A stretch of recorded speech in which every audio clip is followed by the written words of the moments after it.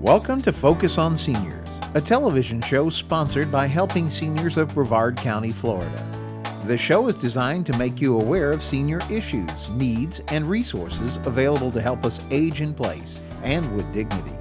This show will help you as you develop your own aging and care plan. Now, here is your host, Joe Steckler.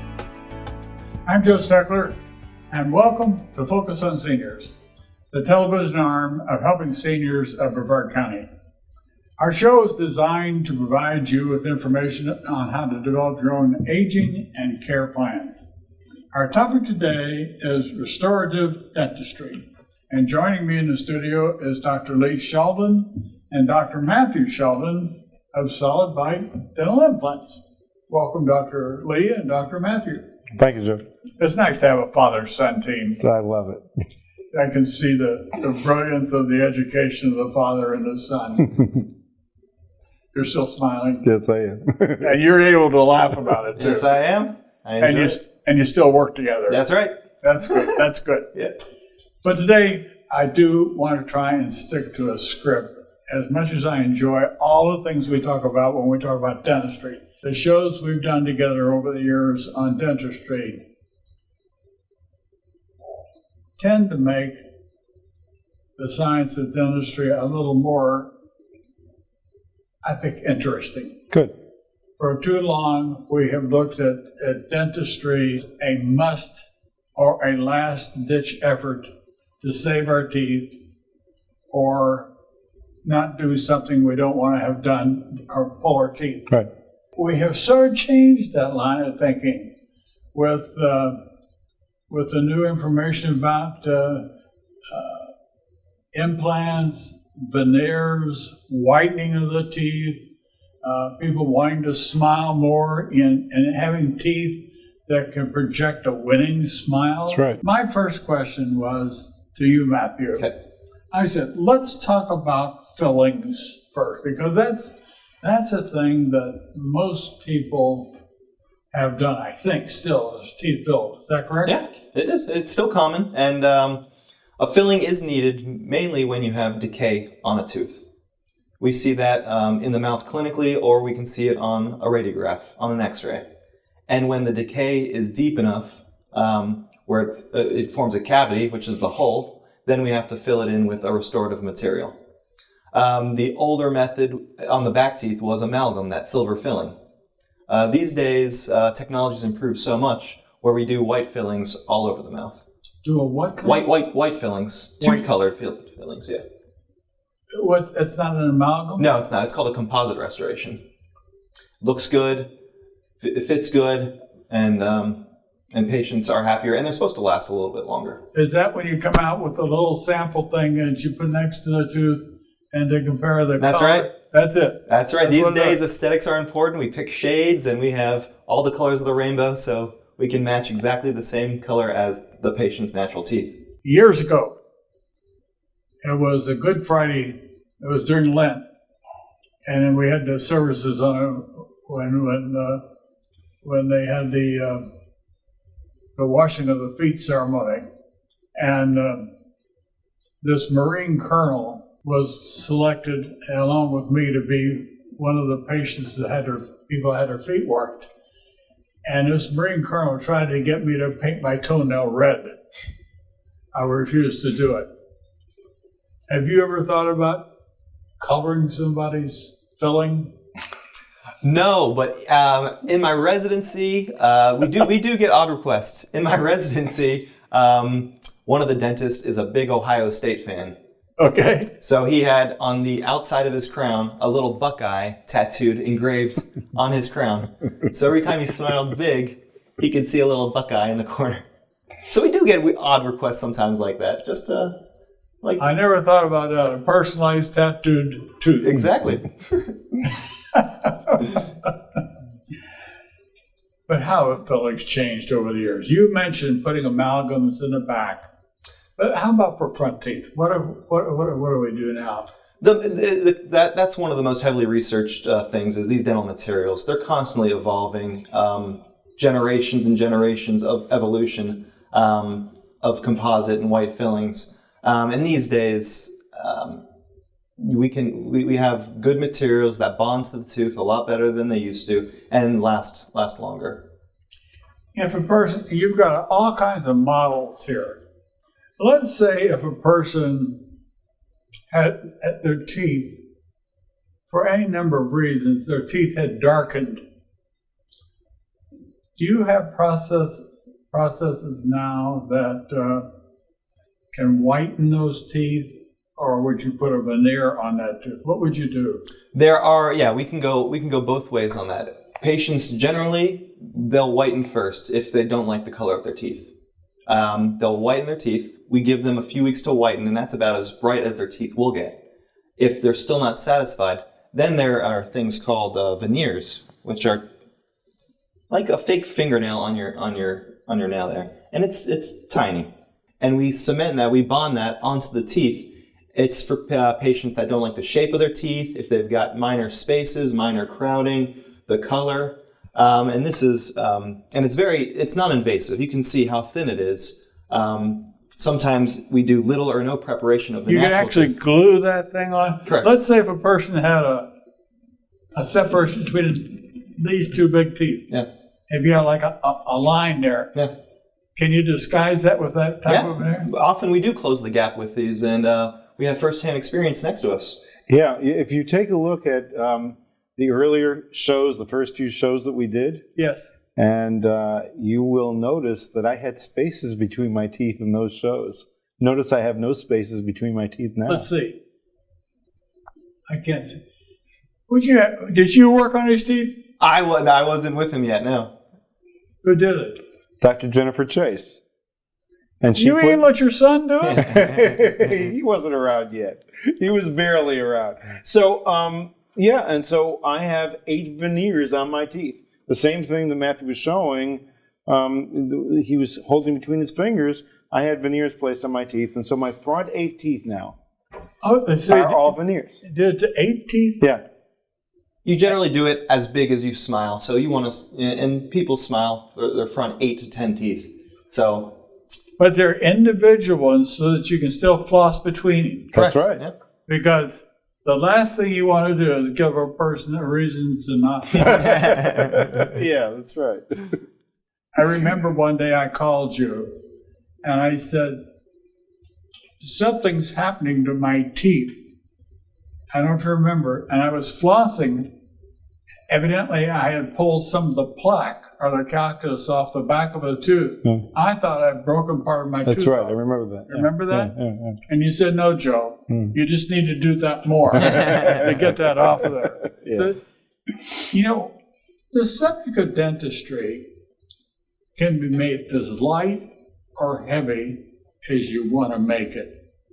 But I think more people in our viewing audiences need to understand that more things can be done, certainly at a lesser cost today than could be done 10, 15, 20 years ago. We don't have to live with dentures that slip and slide that are uncomfortable. Right. There's a very simple way to fix a sliding denture. What is that? Yeah, and this is something exciting. This is what we do a lot in our office is we get the patients that have full upper and lower dentures. They can't taste their food. They can't taste the temperatures of their food. Their dentures are wobbling around.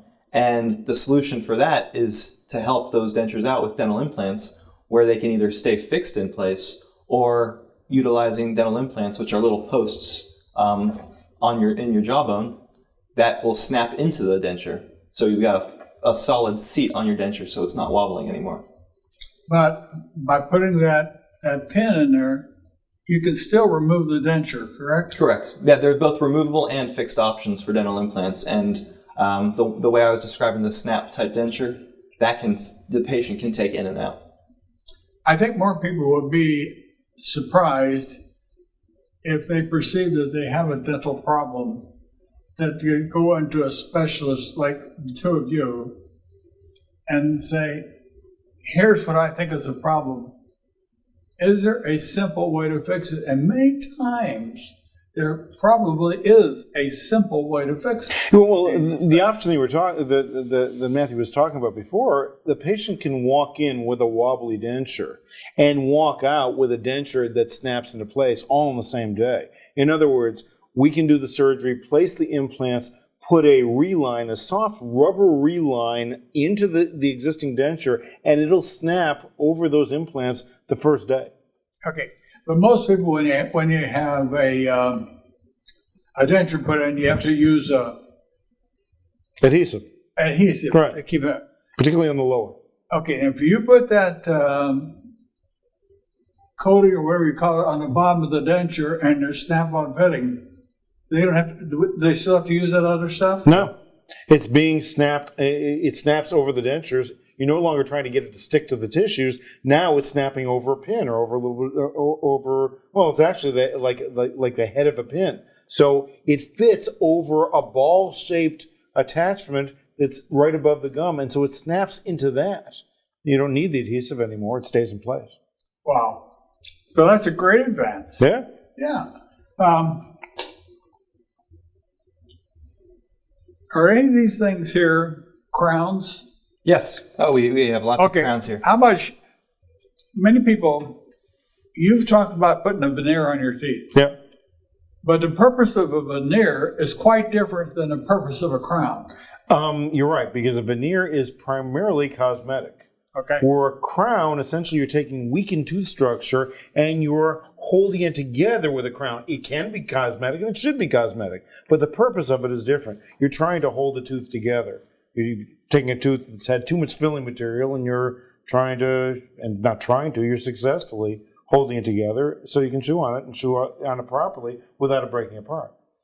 Is the preparation for a tooth for a crown much the same as for a filling? No. For a crown, and we do have a model of what a large-scale model of what a crown is. You do need a full 360-degree preparation of the tooth For a crown. for a crown. For a filling, all we're looking for is to remove, if the patient either chipped a tooth, we replace the chip, or if they have decay, we remove the decay and fill in just a portion of the tooth that we lost. But do you, when a person comes in for a filling, often find that a crown is the more preferred method of treatment than a filling?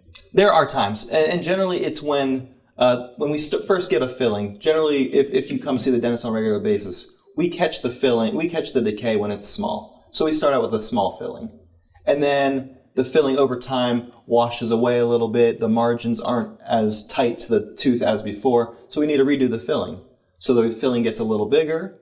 We redo the filling, it gets a little bigger, and then at that point, there's not a lot of good tooth structure to hold a filling anymore, and then we opt for something like a crown. What are the dangers of a person having tooth decay and not having it treated? What can continued failure to treat decay, what can that do to your mouth? We see it. We see that a lot. It's the patient that has the toothache, and they let the toothache go, and it goes longer and longer, and all of a sudden, no more toothache. They think everything's fine.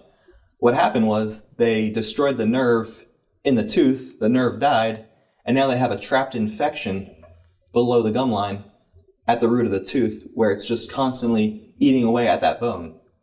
They're not going to feel it. They don't have any discomfort with it, but it's doing damage that they don't know about. Is it they don't have a feeling because they've destroyed the root? Destroy the nerve. The nerve. And certainly, I mean, one of the things that we've talked about on our radio program and also in my book, or I should say our book, is the fact that these trapped infections, particularly in the back of the mouth here, the teeth are just adjacent to the sinus. And literally, if you let that decay go, the decay will go into the nerve will be filled with bacteria now, and so it won't be a nerve anymore. It's a direct channel into the sinus and can create a hole in the sinus. Study was done in Pittsburgh not too long ago on failed sinus surgery. And what they then did was look back at the CT scans, and instead of looking at the sinus, they went a little bit lower and they looked at the teeth. and they found out that in over 70% of the cases of failed sinus surgery, it was due to abscessed teeth, and that's what caused the failed sinus surgery. Then you treat the tooth, or you extract the tooth, and the sinus repairs itself. You mentioned your book, The Ultimate Mouth Manual. Did you help your dad with that book? I did. I was a contributor in the first volume. The second volume's coming out in a couple months, and I've got a larger role in there. You have a larger input into the second one? There's a lot more on restorative dentistry in the next volume. Well, I want to compliment you on the first book. I haven't seen the second one, but I would recommend to you, the viewing audience, that you contact Dr. Sheldon and see about getting a copy of the book. Because what I found very advantageous in the book, your first book, The Ultimate Mouth Manual, was the simplicity of the drawings in there, not meaning that they were done, that they weren't professional. That's not what I meant. What I meant was they were so simple that a person could easily understand what you were talking about what was happening with the tooth and why things needed to be done. The way you explained very complicated parts of dentistry and the effect on the body and other diseases, contributing factors, the way you put it together in that book helped me understand a lot more about how I could do a better job of moderating and writing these shows on dentistry. Well, thank you, Joe. I appreciate that. It's true, because information and education, there's no substitute for that. There's nothing that can help a person more than understanding what a problem is that they're developing in their body. And that was the purpose of that book, and of course, the second book carries more into restorative dentistry, which is, of course, what Matthew does every day. And so now, rather than just the biological and the dental implant part of it, as well as the health articles that we write, now there's a firm basis for all of the restorative techniques, whether it's fillings, whether it's crowns, whether it's how to restore an implant, whether it's partial dentures. All of those are included in this volume, which is a much more well-rounded volume than the first one was. I suspect this is going to be more of your field, but let's talk about full and partial dentures. When do you decide when a patient needs a full or a partial replacement? How do you decide in the first place, Matt? A partial denture is replacing the teeth that they're missing, and if it's 1, 2, 3, it doesn't. It's up to a number, and there's got to be, and it's all about diagnosis. We have to see how good the patient's remaining teeth are if they can support something like a partial denture. For example, this is a partial denture where the patient's missing 3 teeth. Assuming that the rest of the teeth around it are healthy, this partial denture is a decent option. There are, but here, these things right here, those attach to a tooth that's in the mouth. Correct. So, exactly, there's clasps here that attach to the teeth next door. These teeth around it have to be solid, have to be healthy, or else the whole system's not going to work. So the rest of the teeth in the mouth still have to be solid if we can approach a partial denture. Now, better than a partial denture, we have options of dental implants, fixed bridges, and let me go into what happens if we're missing a single tooth. So, patient for some reason lost this tooth in the middle. Okay. The old way of doing things, which it is still done regularly, is we prepare this tooth for a crown, the tooth next door for a crown, and we cement 3 teeth back together. So we've bridged the gap between the space that they're missing. So that's what a fixed bridge is. Another option is keep these 2 teeth how they were and place a dental implant. So you're only fooling with one tooth? So the tooth you're missing is the tooth you're replacing, and you're not cutting down healthy teeth to support. And then we place a single crown on top of that, and then we've got a full set of teeth back in that corner. How long has this implant thing been around? Modern era of dental implants began in 1982.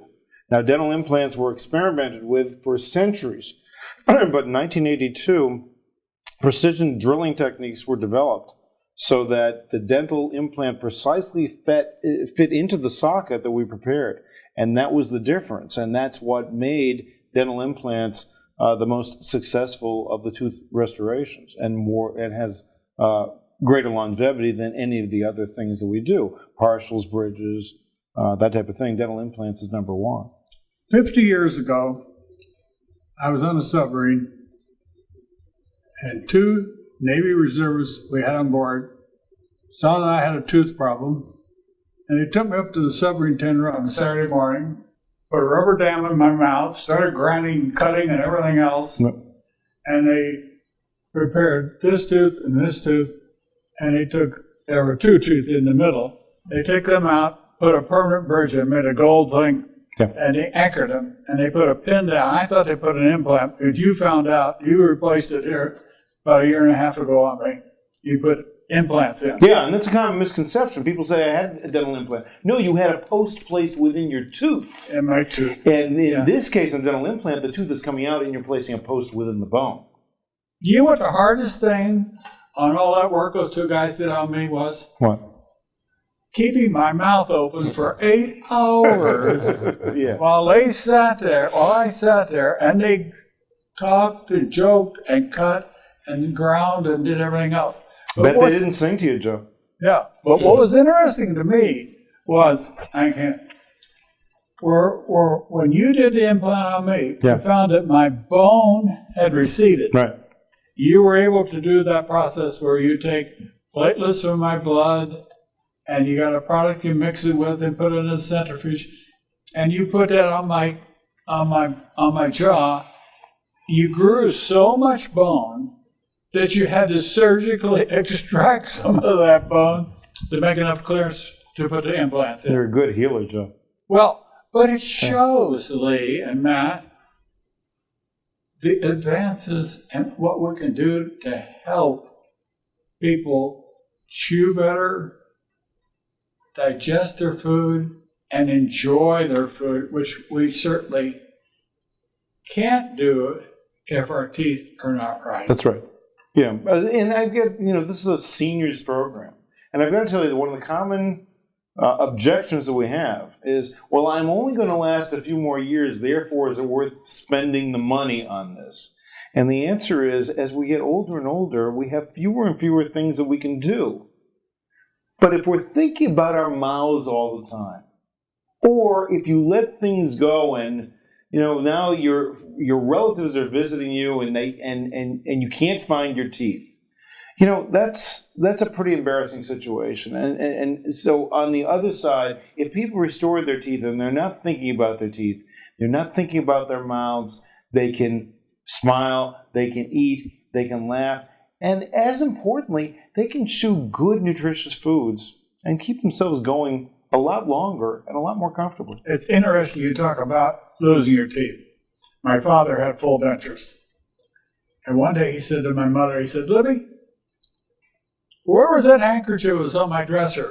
And she said, I put it in the washing machine, Joe. And my father's response was, forgive me being honest, hell, Libby, my teeth were in that handkerchief. Yeah. She had grabbed my dad's teeth, put them in the washing machine. But with the type of procedure we have available today, we can mitigate and lessen that kind of thing. And let's take a look at that procedure, because this is a substitute for a full denture. And I'm going to show it to you, and I'm going to move it around, and I'll show you what's been done here. Now, what you're seeing is denture teeth, denture acrylic, but if you look under here, you'll see a nice bar. Yeah. Which is attached to dental implants. See these little screw holes here? Seth, are you seeing that? Yeah. So essentially what we've done is replace the full denture with something that's now anchored to dental implants, and the roof of the mouth is free. So your tongue is touching the roof of the mouth again. I'm feeling it. And well, you can taste your food again. Because you don't have that situation. People who have full dentures where the palate is totally covered by plastic, if you have a full denture, you know what that's about. Well, This is actually the old way, believe it or not. Here's the new way. And this is an all ceramic solution. So rather than having the metal bar and the denture teeth, robotically, teeth are carved out exactly the way we design them by a machine that can duplicate the teeth the way we want them to be. And then one ceramic piece is carved out by a machine. It takes well over 20 hours for the machine to do that work. And then the laboratory custom stains everything. And now you can have a set of teeth that's also secured by screws. You can't see the screws here, but you can see the final result, where you've got an all ceramic solution that chews and chews well and doesn't wear like denture teeth would wear. Do you find many people in your practice, Matt, that are not potential clients for this type of work? One of the common things we hear is the patients were told in the past that they don't have enough bone. We were able to find bone. If the patient's a good candidate, we can make it work. That's right. I mean, even if with a CT scan, that's important. The CT scan is really, really important when we're doing this diagnosis, because we need a certain volume of bone in order to be able to do the work that we do. In other words, if a dental implant has a certain volume, you need more bone in order to be able to support that dental implant. Well, traditional x-rays won't show how much bone there really is. Traditional x-rays are only looking at you two-dimensionally. We need a three-dimensional view. But you have that capability in your office? Oh, sure. And many offices do. Many offices do? Yeah, many of the specialty offices do. CT scans are available. As a matter of fact, for those who aren't seeing us, when this is necessarily to tout us, there are actually mobile vans that come to dental offices with three-dimensional CT scan capability, where you get in the truck and you have the CT scan taken, so that your dentist can identify how much bone there is. And it's extremely important that you have a CT scan taken to determine whether you have enough bone or not. Yeah, we've tried to make some light moments in the different TV shows that we've done, but dentistry and the reasons for a solid practice of good dentistry are extremely important. So we got 28 seconds. What would you say to our viewers about what we're talking about? What should do? Main thing is go to a dentist. Find someone you trust. Find someone you like. If you need a second opinion, third opinion, go to someone that's got a working relationship with you and develops a treatment plan that you're comfortable with, and get the work done that you've been putting off for some time. Okay. Thank you, Lee. Thank you, Matt. Thank you. Thank you for doing it. Thank you, Joe. And I want to thank you, viewer, for watching today's episode of Focus on Seniors. If you have questions or comments, please call us at 321-473-770. For more information on senior care and resources, visit our website at helpingseniorsofbrevard.com. Be sure to listen to Focus on Seniors on radio station WMEL-AM 1300 every Thursday morning at 9 a.m. and look for us in your Florida Today Health section for our Focus on Seniors column. I'm Joe Steckler, and thank you for joining us today for Focus on Seniors.